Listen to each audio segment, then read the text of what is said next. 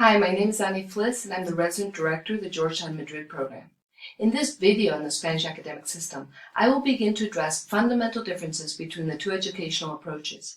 This will include remarks on the student body, how degrees are structured, the academic expectations, as well as university culture that you will encounter as a direct matriculation student. The first important difference starts with the university entrance process and the student body. Students enter college by being admitted to a specific degree program within a university. That is to say, they cannot attend a university with an undeclared major. The degree programs have a limited number of openings, so often students must choose a different degree program where there's more space available. Changing majors later on implies reapplying to a desired degree program the following year. When possible, most Spanish students prefer to commute to school rather than find a university far away from home. And finally, most students have a similar academic background since a high school curriculum is fairly uniform throughout the country. Students not only focus on their specific fields or majors during high school, but are also required to take many general education classes. Therefore, the university studies usually do not include general ed requirements, with the exception of foreign languages. Undergraduate degrees in Spain are called Grados.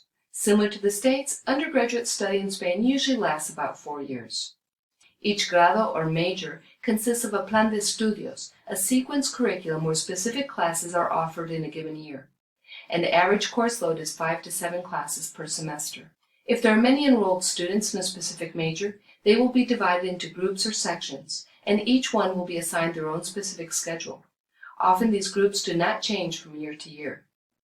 When looking at a plan de estudios of any given degree, you'll note that the majority of classes are considered requirements. Only a relatively small number of classes are electives, and these tend to be offered towards the end of the degree program, in the 3rd or 4th year. This usually coincides with the different itineraries or specialization tracks. For example, a history major may want to either specialize in ancient or modern history. To summarize, when beginning college, students start taking degree-related subjects from the very first semester and throughout the 4 years. They follow a specific study plan with very few electives and often have the same classmates throughout this whole period. Though rigid in structure, these degree programs are very complete and specialized. Now let's focus on the academic culture and the day-to-day experience at the university. Classes tend to be more lecture-based than participatory. Though some class participation is expected, the instructor will do most of the talking. The majority of professors do use PowerPoints and academic platforms such as Moodle to post notes, readings, and assignments, though you might encounter some old-school professors that still rely on the blackboard in class. Note-taking on the lectures will be key since it's a primary source of information. At the beginning, it'll be challenging, but students find that their Spanish peers tend to be very generous sharing their notes. Since class instruction is heavily based on notes, students usually do not need to purchase many books. Assignments often include group projects or presentations, as well as individual papers. You will note that on the syllabus, a large portion of the course grade is awarded to the final exam, and very little weight is assigned to class participation and homework. So do not expect to have as many assignments or readings as you would in the States, since the class will focus more on the notes and preparing you for the final exam. Overall, there's more emphasis on memorization and theory than on critical thinking. Grading is a bit different as well. It's based on a 1 to 10 scale, 10 being the highest score, and anything that is 5 or above is passing.